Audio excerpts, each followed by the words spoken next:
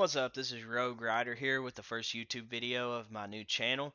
Before I get started, I want to go ahead and let you know that I just bought my first motorcycle, which I'll be showing you later in the video. But before that, I've only owned four-wheelers and dirt bikes, and that was 10 plus years ago, so I'm pretty much a complete beginner, which is actually why I made this YouTube channel, so that you could learn with me what it's like to become a motorcycle owner for the first time, rather than me telling you about it after the fact. And today we're going to be covering the first step in becoming a motorcycle owner, and that's buying your first bike. Now, I do want to let you know that this is based on my personal experience, some things that I ran into that weren't covered in other videos. I'm not trying to make a full list of every single thing you should check for. There's plenty of those out there, and I advise watching as many as you can and making a list of everything that you should check for so you don't forget when you get there. But some things that I advise you check for is that the title and VIN number match. Now, a lot of people cover this in their videos, but I want to dive a little deeper into what you should be checking for. The first thing is obviously that the title, frame, and engine all match as far as the VIN number goes. Now, the engine is less important because it could have been replaced, but just be aware that the engine could be stolen even if the bike isn't, and you don't want to get in trouble down the road if you can help it. The other thing you'll want to do is check that the status of the title can be registered so that you can drive it legally on the road if that's your intentions. Now, in Tennessee and probably most other states, you're not going to be able to register a salvage title. I thought that was the same thing as rebuilt, but it's not.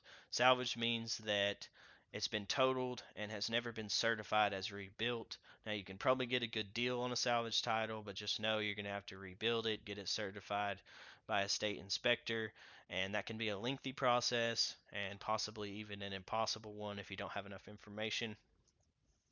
Then you're going to want to check that there's no liens on the title. That's usually listed right on the title. There's a place for lien holders, and that the title has not been reported stolen, or should I say the motorcycle has not been reported stolen. Now you can confirm whether there's liens or not with the county clerk of the current title. To check if it's stolen, I'm pretty sure you have to contact the police department, and if it's like my police department, they're going to actually have to come out and run the VIN, which is pretty unlikely that you're going to do that for a person that you've never met before. So as far as it being stolen, if the title's in their name and it matches the bike and everything, it's pretty unlikely that you're buying a stolen bike, because not only would they have to steal the title, they would also have to get it in their name. Now, to call the county clerk, you're going to have to actually do the purchase during business hours. So I advise doing that if you can help it, because for example with me, I went after business hours to buy the bike, found out when I got there that it was titled in Kentucky, and I called the next day and there was no liens or anything, so that worked out. But they gave me a little scare where they said that I had to have the title notarized, and I'd already met up with the guy, so I didn't even know if that was going to be possible. I got lucky. I called my Tennessee county clerk. They said that all I needed was a signature and the money to pay my taxes, so that worked out for me. But just keep that in mind, which actually brings me to my next point, and that's to know the state requirements for transferring the title. So if the bike is titled in the state you live in, that's going to be easier for you to know those processes. But if it's titled in another state, you're going to want to make sure you're familiar with that state's processes. Now, I obviously don't expect you to know every single state that's around you and their processes for transferring the title, but that's why it's a good idea to do the purchase during business hours so that you don't have to worry about that. Now this part's optional.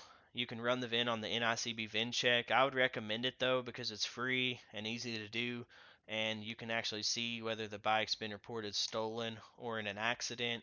Now keep in mind this is only insurance claims, so if it was wrecked or stolen but never reported on the insurance, then it's going to show up a clean record.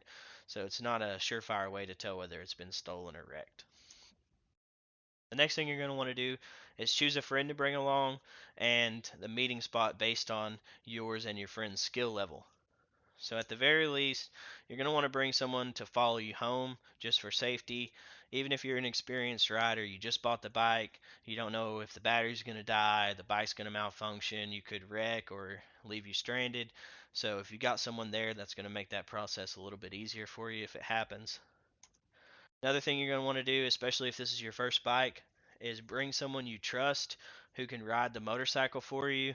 Now, this isn't required, and I understand why you wouldn't want to do this, but an experienced friend is going to be able to ride the bike harder, go faster, make sure that there's not problems, because sometimes it could drive great at low speeds or low RPMs, but if you get it into high RPMs or high speeds, you could notice things that's wrong with the bike. Another thing you're going to want to do if you don't know about motorcycles is try to bring a friend along who does. But if you're like me and there's no one available to you, as long as you got general knowledge of cars or just engines in general, a couple YouTube videos should be enough for you to be able to tell whether the bike is in good condition. Then the last thing is to choose a meeting spot based on all of this. So, for example, if you're a new rider and your friend isn't someone who can ride a motorcycle, or you don't trust him to ride your motorcycle, it's probably not a good idea to meet in the middle of Walmart in the middle of the day right off of a busy highway. Because then not only are you going to have to learn how to operate the clutch in a busy parking lot, the first time you drive it on the road is going to be on a busy highway, and that's just not a good idea. So if that is the situation, you're a new rider and you don't have a friend that can ride it for you, try to meet at an empty parking lot, and if you can help it, make sure it's not right off of a main road so that you can test drive it and not have to worry so much about it. Now, if you're like me and you're buying your bike off Facebook Marketplace, which today is pretty common, especially for used motorcycles, I have a couple tips for you on that because it was definitely an experience and a learning curve for me. And you're probably wondering, well, you're just buying something off Facebook Marketplace. How hard could it be? Well, that was my mentality too. So let me go ahead and give you a few tips for that. Now, the first thing is obvious. You're going to want to know your budget and what you're looking for. So, for example, my budget, I had a feeling I was going to be stuck with a 300cc, maybe a 600 F4i. I would have never thought I got a CBR 600RR, which is what I actually ended up getting. So that's why it's a good idea to know your budget and what it is you want. Now, if you are like me and you want a bigger bike for a lower budget, you're going to have to be willing to settle with an older version of the model that you want with more miles on it because you're not going to get a brand new 2024 with 2,000 miles for $2,000. And if you do, there's probably something going on there. Now, like I said, it's obvious that you want to know what you are looking for and your budget, but this is going to help you with filters. And that brings me to my next point is to use the filters on Marketplace and check as often as you can. You can save time by saving your search filters. That way all you got to do is go to save searches, click it, and it's going to pull up everything that matches those filters you set up. And you can also set up notifications if you're busy and don't have time to sit on Marketplace all day, which most of us are. Another thing I advise is to keep your keywords short and simple. So if you're looking for a CBR 600RR, don't type in all of that. Try to just type in CBR because not all people are going to post things the same. I've even seen people say Honda Sport Bike. So just try to keep your keywords short and simple. That way you're going to see everything that you might want to look into. Now, another thing is to have patience. Just because the bike that you want is not listed for your budget price doesn't mean there never will be. If I hadn't had patience, like I said, I probably would end up with a CBR 600R or something like that. But I ended up getting the bike that I wanted because I had patience. And the reason for that is if it's the middle of summertime, like it was for me, then the good deals are going to go probably within minutes, maybe hours if you're lucky. For example, I texted someone within 12 minutes of them posting, and they already had someone coming to look at it. So that brings me to my next point, which is be fast. So, yes, you want to be patient and wait for the good deals to come around, but as soon as you see a good deal, text that person and say, hey, I've got cash in hand. When can we meet? If it's not far from you, I advise you save your negotiating until you're in person. But once you've secured a meeting spot and a time, then you can say, okay, I'm on my way and start asking questions. But if it's not far from you, it's probably best to just negotiate in person because then they're going to even be more likely to negotiate with you. Now, the reason why I say that is like I just said, I've had people that I texted within 12 minutes and they literally already had someone to look at it. I've had people that I've texted, asked 5 or 6 questions, and by the time I actually said we could meet, they already had someone coming to look at it. So just try to be fast whenever you see a good deal. And that brings me to my next point, which I kind of already covered, and that's that good deals are going to have multiple buyers. The reason why this is a tip is because this can hinder your ability to negotiate. So I'll talk about my bike in a little bit, how I kind of got burned on it, but even if I would have realized while I was purchasing, he had 3 or 4 other people coming wanting to come look at the bike. So I didn't really have the negotiating grounds that I would have liked to have, and that's probably going to be the situation with you if you follow my tips and you're being fast and trying to make sure you're the first one to go look at it.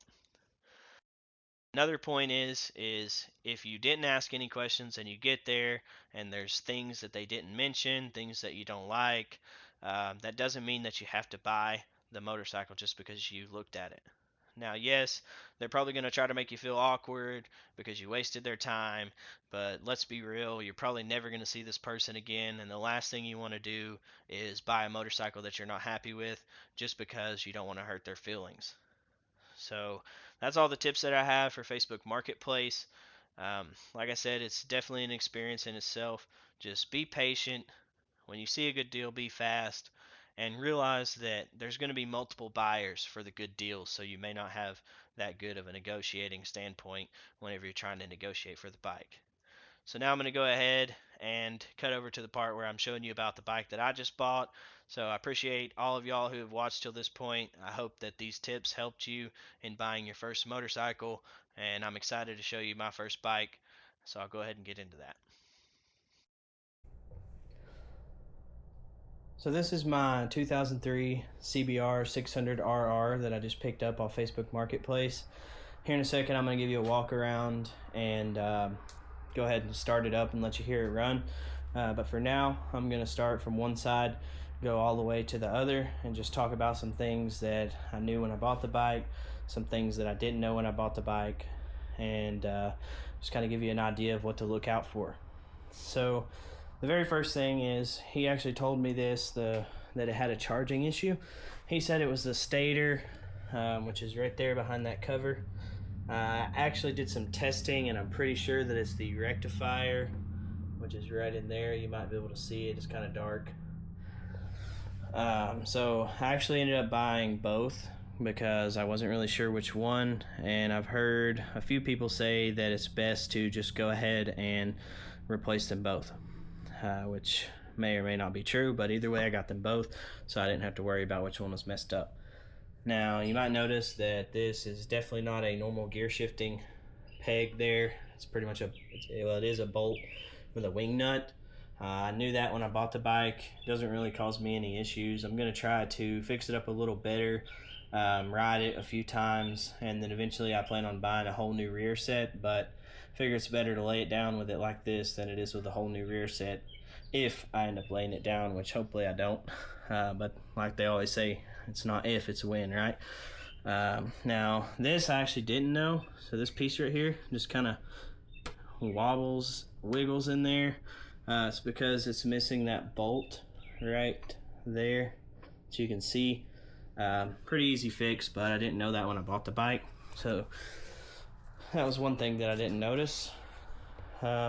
Obviously there's a bunch of zip ties on there, probably more zip ties than there are bolts, but I guess it does the job, so that didn't really bother me too much, especially considering I only paid $2,500, which I think is a good deal. There's one thing I didn't know, which I'll mention in a second, that kind of makes it not a good deal, but in my opinion, to be able to ride it home for a 600cc, that's a pretty good deal. Now, the chain is a Vortex chain, and so is the sprocket. I'm pretty sure that's aftermarket. I don't know for sure if it's the same size or whatever, but I'm pretty sure that's aftermarket. It's got a Yoshimura RS5. It's kind of hard to read there because I got this pipe band, which is attached to that L bracket, which is attached to that mending bracket. I bought all that stuff at Lowe's so that I could actually put my tag on there. So you see it's mounted straight to the muffler because I didn't want to have to buy the kit for that, and I wasn't even sure if it would work. I was supposed to get rear brakes with it. See, the rear brakes are pretty much non-existent, but it doesn't matter too much that I didn't get those because the peg is missing. There's a hole there that I can actually basically do what I do with the other side once I fix it. So that way I've at least got rear brakes. Oils was good, radiator fluid was good, no leaks, anything like that. Everything was good as far as that goes. I've already cleaned the chain. I'm going to clean it again because I put WD-40 on it and realized that that was not acceptable apparently. Now the big thing that I was mentioning that I probably shouldn't have paid $2,500. So he mentioned, the price was $2,500 as is, but he didn't mention the fact that the rotors were warped. I didn't know this on the test drive. I mean, the front brakes worked fine and everything, but the first time I hit them at high speed, I noticed that it was wobbling a little bit, which is obviously not a good thing. I mean, it didn't make the handlebars shake, but you could definitely feel it in the handlebars that it was wobbling. So if I buy EBC rotors, which is what I'm going to do, it's going to set me back about $500. But if you watched the beginning of the video, I probably really didn't have a choice. If I would have tried to talk him down, he would have sold it to one of the other 5 people that was trying to buy it. So I'm going to go ahead and give you a quick walk around, let you see what it looks like. You can see the tires bald. I knew that obviously when I bought it, not that big a deal. Another thing I didn't mention was this integrated taillight being held on by a zip tie. Not the most ideal option, but I fixed it to where it won't fall off and might fix it one day in the future. But my ultimate goal is to learn how to ride, maybe fix this one up a little bit, sell it, and get me a newer bike. So now go ahead and turn it on, let y'all hear it run. So this is going to be a cold start.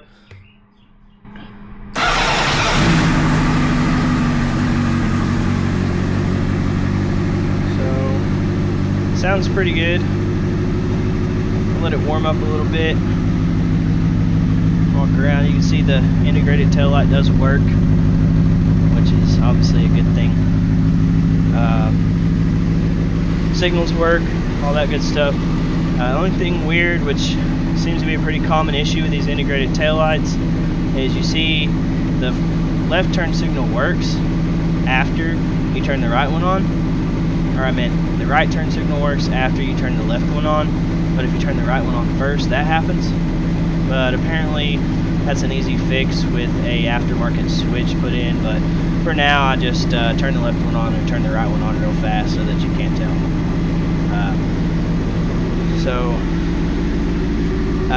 Right now I haven't fixed the stator or the rectifier, but put it on a battery tender and I get about 3 to 5 good starts out of it, so it hasn't really become an issue. I haven't rode it much, but I actually got the parts in, so I'm going to go ahead and fix that probably tonight or tomorrow and make another video of that. So let me go ahead and give you a couple revs so you can hear how it sounds.